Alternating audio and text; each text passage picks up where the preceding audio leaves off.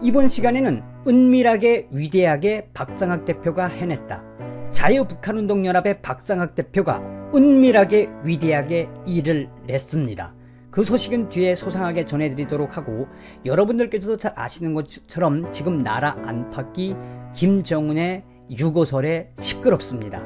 외신들의 보도에 따르면 한쪽 외신들은 김정은이가 중태를 넘어 아예 사경에서 헤어날 수 없는 정도라고 이야기하고 있으며, 어떤 외신은 지금 김정은이가 그렇게 심각한 상태는 아니며, 또한 로이터 통신은 중국의 위려진들이 북한으로 들어갔다라고 이야기를 하고 있습니다. 김정은의 유고설 때문에 지금 안팎이 전 세계가 시끄러운 가운데, 어제도 제가 방송을 해드렸습니다만, 지금 이런 시기에 태구민 국회의원 당선인께서 이야기하는 핵심은 바로 무엇입니까? 우리는 김정은의 유고를 뛰어넘어 후에 북한 체제의 이 붕괴, 한미동맹의 근거로 한 북한 체제의 붕괴를 유도하기 위한 바로 위기관리 컨트롤 타워를 만들어야 한다. 다시 말하면 김정은 정권의 이 멸망의 불가피성을 우리가 알고 지금부터라도 확고한 한미동맹의 근거로 해서 위기를 관리해야 된다는 것입니다.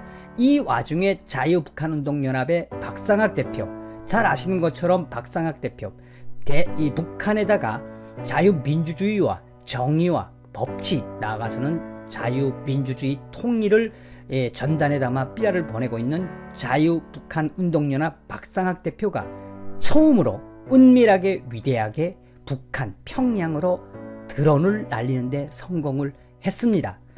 오늘 자유북한운동연합 박상학 대표하고도 소상하게 전화통화를 했는데, 우선 그 소식부터 하나씩 알려드리도록 하겠습니다.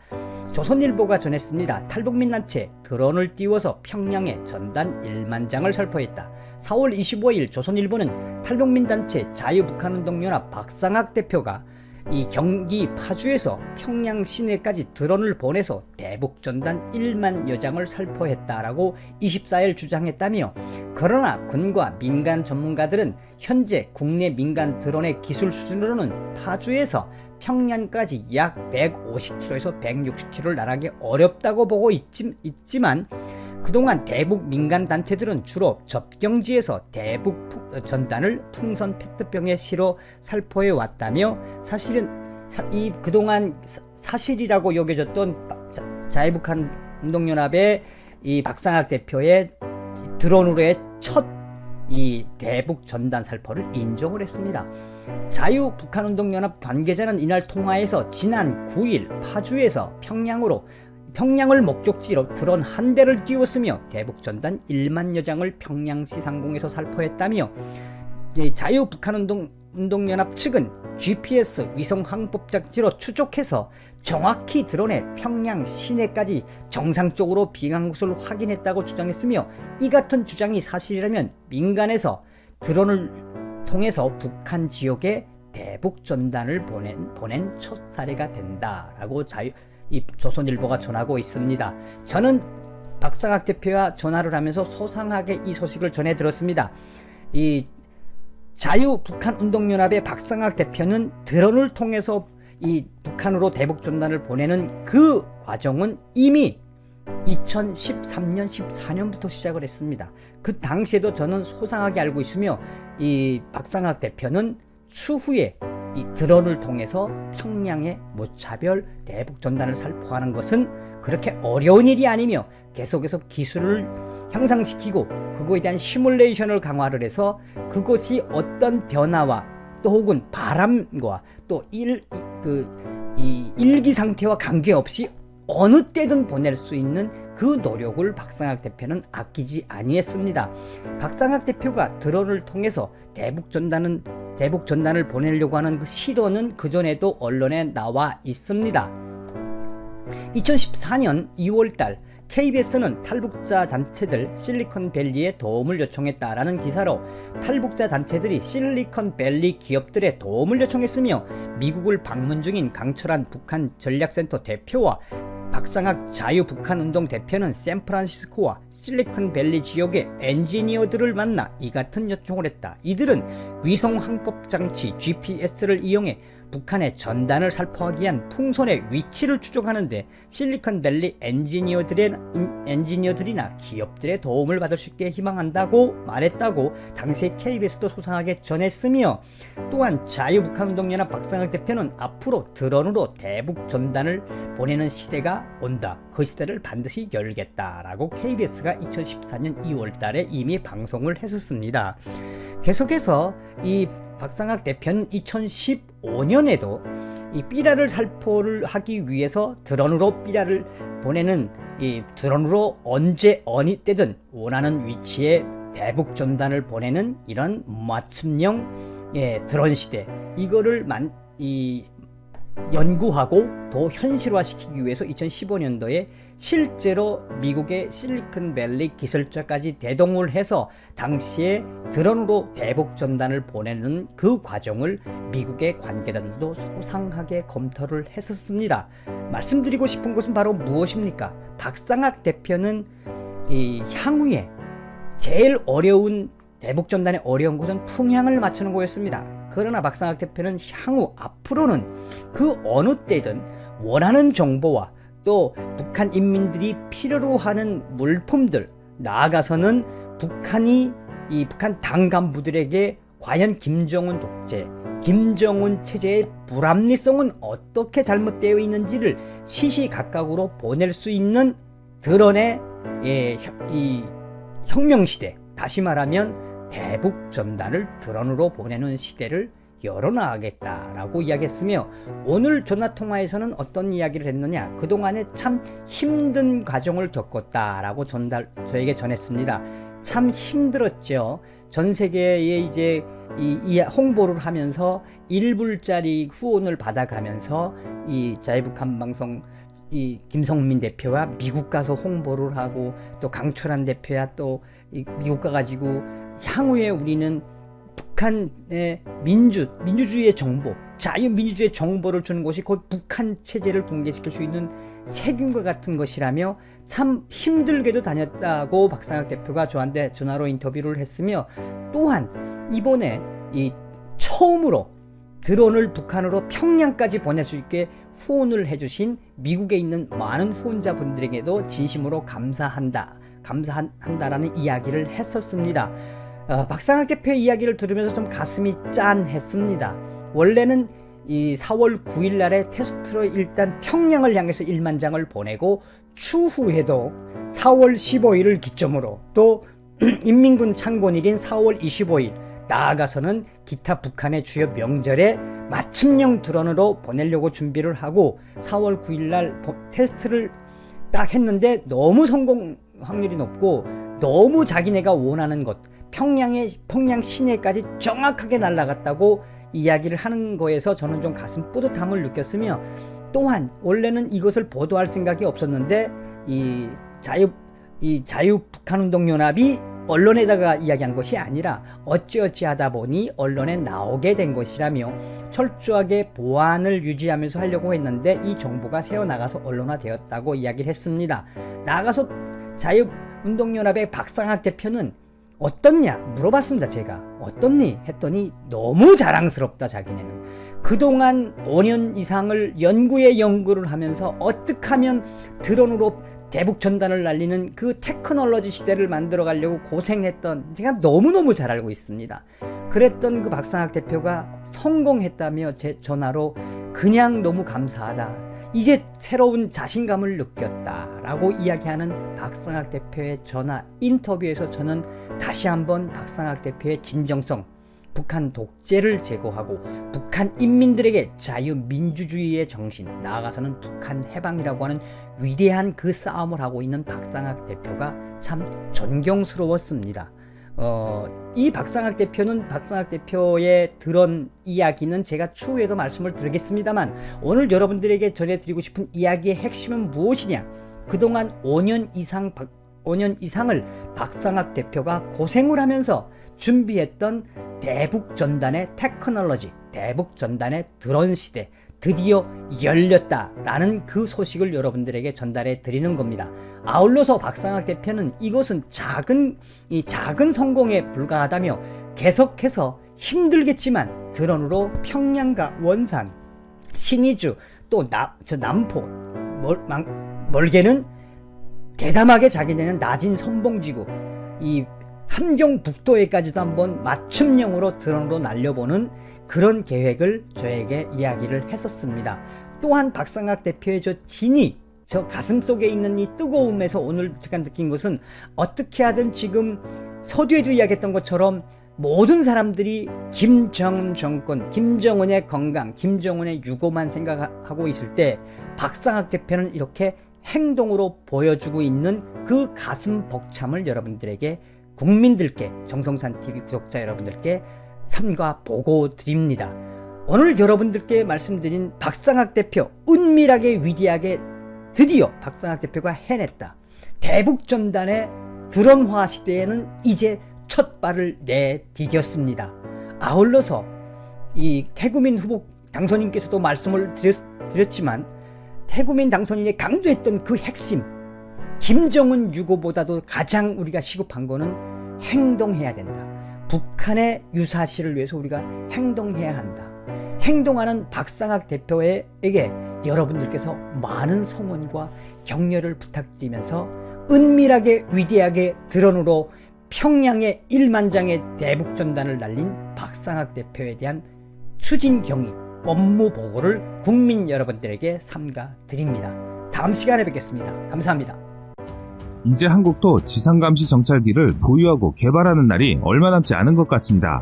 2019년 10월 대한항공은 성남항공 서울국제항공우주 및 방위산업 전시회에서 레이시온과 아이스타 도입 사업 기술 협력을 위한 합의서 MOA를 체결했습니다. MOA는 조약에 관한 국제협약에 의한 국가 간의 합의로 양해각서 체결 후 이에 대한 사항을 구체적으로 명시하여 계약을 한 것으로 볼 수 있습니다. 약칭은 MOA로서 의미상으로 양해각서와 크게 다르지 않으나 당사국 간 합의사항을 문서화하여 양해각서를 체결한 후 이에 대한 세부 조항과 이행사항 등을 구체화시켜 계약을 맺음으로써 법적 구속력을 가지는 문서가 합의각서라고 할 수 있습니다. 현재 지상감시 정찰기 사업인 아이스타 사업은 우리 군이 지상 이동 표적 감시 및 조기 경보 체계를 위한 항공기를 도입하는 사업입니다. 합의각서 내용으로는 아이스타 사업 참여를 위해 대한항공과 레이시온 간 기체 설계 및 개조, 비행시험 분야 등의 상호 독점적으로 사업 및 기술 부분에서 협력하는 것이 주요 내용입니다.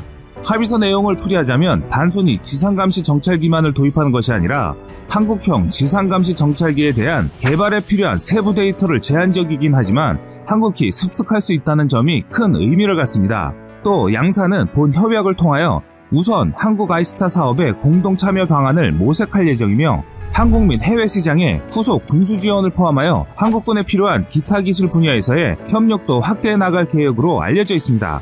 군 관계자와 방산 관계자들에 따르면 지난 연말 국방기술품질원의 한국형 조인트 스타즈 사업 선행 연구가 시작됐다고 밝혔습니다. 아울러 외국 방위산업체 자료 요청서인 RFI가 배부돼 한국형 조인트 스타즈 사업 관련해 3개 업체가 응한 것으로 알려져 있습니다. 처음 한국형 조인트 스타즈 사업으로 진행되었던 이 사업은 당초 노스로크루먼의 E8C가 가장 유력한 후보로 알려져 있었습니다. 하지만 E8C의 생산이 2005년 이후 중단된 것으로 나타남에 따라 새로운 후보들이 경합을 벌이게 되었는데요. 현재 가장 유력한 것이 미국 레이시온사가 제안한 아이스타-K가 가장 유력한 것으로 알려져 있습니다. 처음 한국형 조인트 스타즈 사업에서는 한국은 노스로크루먼의 기체로 어느 정도 가닥이 잡히고 진행되었었는데요. 사업 진행 간 레이시온사의 협상 내용이 한국에게는 더욱 메리트가 있고, 노스로크루먼사의 향후 기체 유지 보수에 대한 문제로 아이스타-K로 바뀌게 된 것입니다. 지상감시 정찰기는 공중 조기 경보기와 달리 지상감시 및 지휘 통제에 특화된 기체를 말하는데요. 현재 미국 보잉사의 E8C와 레이시온사의 아스터가 대표적인 기종으로 꼽히고 있습니다. 한국형 지상감시 정찰기의 사업은 국방부의 2019-2023 국방중기계획에 반영되었으며, 국내 개발이 아니라 해외에서의 우리 군 요구에 맞게 개조 및 개발한 기종을 도입하는 사업으로 전해지고 있습니다. 하지만 앞에서 설명드린 바와 같이 대한항공과 레이시온사가 공동 개발을 하기 때문에 한국도 지상감시 정찰기에 대한 기술을 흡수할 수 있다는 것이 중요한 점입니다. 또한 관련 예산도 최소 1조 원에서 최대 2조 원이 넘는 예산이 투입될 예정이며, 대수도 적게는 4대, 많으면 8대까지 추진하고 있는데요. 목표는 전시작전 통제권 전환에 대비해 2023년까지 이루기를 인도받는 것입니다. 처음 한국이 지상감시 정찰기 사업을 추진한다고 하자 세계 업체가 적극적인 마케팅을 벌였습니다. 보잉사는 차세대 해상 초계기로 잘 알려진 P8 포세이돈에 AAS인 연안감시 레이더를 탑재한 형태를 제안했습니다. 반면 과거 영국 공군의 아스터를 개발한 레이시온사는 아이스타-K라는 한국 상황에 맞도록 설계하는 독점적인 기체를 제시했습니다. 또한 BAE 시스템즈는 중형 비즈니스 제트기에 각종 전자전 장비를 탑재한 모델을 제시한 것으로 알려져 있습니다. 현재 한국이 추진 중인 아이스타-K는 대형 비즈니스 제트기를 기반으로 키사르 500 능동전자 주사식 위상비열 레이더와 다중 스펙트럼 장거리 광학 장비가 장착된 기체를 제안했습니다. 이번 레이시온과 아이스타 도입 사업을 위한 기술협력 MOA 체결로 한국의 지상감시 정찰기 기종의 선택은 어느 정도 방향을 잡은 것으로 예상됩니다. 지상감시 통제기는 무엇보다 지상감시 레이더의 성능이 가장 중요합니다. 특히 향후 육군 야전군의 핵심이 될 지상작전사령부의 경우 군조직 개편과 첨단무기 도입으로 작전 반경이 200km로 대폭 늘어나게 되는데요. 이러한 작전 반경을 지원하기 위해서는 지상감지 통제기의 레이더 탐지 거리가 200km 이상은 돼야 한다는 것이 군 전문가들의 의견입니다. 또한 한국형 지상감시 정찰기 사업과 함께 전자전기 사업도 본격화되고 있습니다. 지난 꺼리튜브 영상에서 한국이 전자전기 개발을 한다는 내용의 소식을 전해드렸는데요. 한국의 기술력이 현저히 떨어지고 정보 수집기도 없는데 한국이 무슨 전자전기 개발을 하냐며 쓴소리를 하신 분들이 많으십니다. 또 가짜뉴스라고 단정 지으신 분들이 많으신데 이 영상을 먼저 소개해드렸다면 시청자분들이 더욱 이해하시기 쉬웠을 텐데 라는 아쉬움이 남았습니다. 앞으로 더욱 노력하고 정확한 소식만을 전해드리는 꺼리튜브가 되겠습니다. 또한 한국은 지난 10여 년 전부터 전자전기 사업을 조용히 추진하고 있었는데요. 국방기술품질원은 2018년 선행연구 공고를 냈고 보잉사와 BAE 시스템즈가 관심을 표하고 있습니다.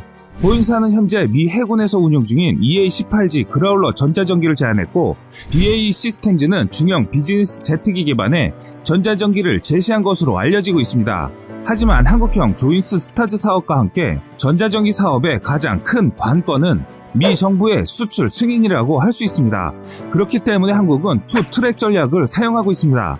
세계적으로 검증받은 타국의 기체 도입과 한국의 자체 기술 개발 모두 진행하고 있다는 것인데요. 두 사업 모두 성공하면 단기간에 전자전기와 지상감시 정찰기를 보유하는 것이고 둘 중 하나만이라도 성공한다면 시간은 걸리겠지만 한국의 자체 기술 보유 또는 미국산 전자전기와 지상감시 정찰기를 보유할 수 있습니다. 또한 한국의 2024 국방중기 계획에 따라 한국이 미국산 방산무기 도입 금액이 최대 17조 원어치 구매가 가능하기 때문에 사업의 전망이 어둡지만은 않은 것으로 알려져 있습니다.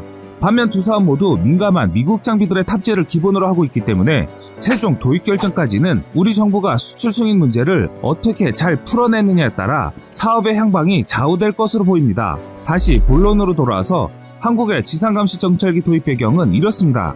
북한의 끊임없는 미사일 발사체 시험과 신종 탄도미사일의 개발로 인해서 한국공군과 합참은 통합 지상, 공중 수집 및 전투관리 지휘통제 기능과 이동식 목표물 탐지에 대한 추적, 분석 능력이 필요했습니다. 특히 이동식 발사대에 대한 감시, 추적을 위한 통합 시스템을 지속적으로 요구했습니다. 북한의 이동식 발사대는 재래식 핵, 생학 탄도로 무장한 미사일로 한국 전역을 겨냥하고 사정권에 두고 있습니다. 그렇기 때문에 지상감시 정찰기의 필요성이 더욱 대두되면서 그중 가장 유력한 기종인 아이스타-K에 대해 알아보겠습니다.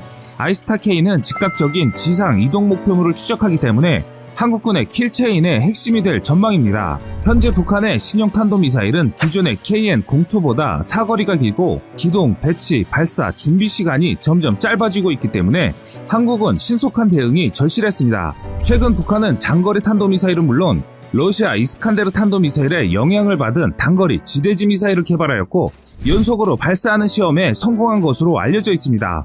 그렇기 때문에 한국은 사전에 탐지 가능한 전략 자산이 필요했는데요. 그것이 바로 지상감시 정찰기였습니다. 그중 아이스타-K는 발사 전 공중 영역 확보에 사용되는 레이더 신호와 지휘 및 상태, 통신 신호, 탄도미사일 발사와 관련된 암호화된 준비 신호를 탐지하고 추적할 수 있는 센서를 탑재하고 있습니다. 또한 아이스타는 E7 조기경보 통제기, 벡터2, 글로벌 호크, P8 대잠 초계기와 같은 한국군 시스템과 통신하고 데이터를 공유하는 상호 운용성 시스템으로 구성되어 있습니다. 아이스타K의 주요 센서는 합성 개구레이더 사로, 고해상도 전천후 이미지 확보와 지상이동 목표 지표 GMTI 모드를 제공하는 A사 레이더로 구성됩니다. 또한 적외선 센서인 EOIR과 신호지능 시긴트 같은 첨단 장비가 장착되는데요. 그렇기 때문에 아이스타K는 한국군의 다른 정보 감시나 정찰 임무, 자연재해, 해양 감시의 임무도 가능합니다. 또한 북한의 핵 저장소와 미사일 테레 이동 감시, 지상군의 이동 감시를 할 수 있으며 북한 특수작전군 활동이나 적 잠수함이 항구에 있는지, 또 지상주력 전투부대의 위치 확인 등 핵심 정보를 확보할 수 있습니다. 하지만 아이스타K의 가장 큰 장점은 북한군의 차량 이동을 즉각적으로 탐지할 수 있다는 것인데요. 여기에는 탱크, 장갑차, 이동하는 텔 등이 포함됩니다. 아이스타K는 지상 12km 이상의 고도에서 운용합니다. 지상감시 정찰기가 중요시되는 이유는 감시 및 정찰 요소로서 적의 공격 무기로 발사하기 전에 식별, 추적함으로써 사전에 적의 움직임을 저지할 수 있다는 것이 가장 큰 장점입니다. 반면 지상감시 정찰기는 개발에도 많은 요소가 작용되기 때문에 단순히 탐지 센서만 좋다고 개발할 수 없습니다. 표적 탐지 시 지상이동 대상을 추적하는 것을 GMTT, 그라운드 무빙 타겟 트래킹 또는 GTMI 트래킹이라고 하는데요. 비행 시 높은 고도와 빠른 속도로 비행하는 항공기는 지상에서의 이동 목표를 각종 탐지 센서가 계산한 속도와 실제 속도에서 발생하는 도플러 변속을 식별하고 처리해야 합니다. 즉 쉽게 풀이하자면 한국은 현재 이런 기술들의 첨단 하드웨어와 소프트웨어 개발 능력이 부족합니다.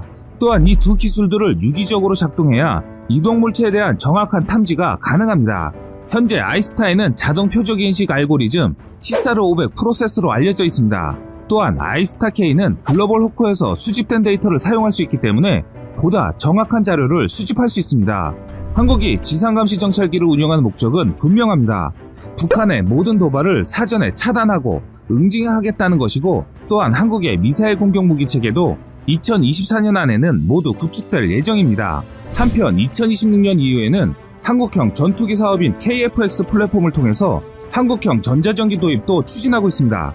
한국의 국방중기 계획이 마무리되는 2024년의 한국은 군사력이 어느 정도의 위치까지 올라가 있을지 기대가 됩니다. 지금까지 세상의 모든 이야기거리를 얘기하는 꺼리튜브였습니다. 시청해주셔서 감사합니다.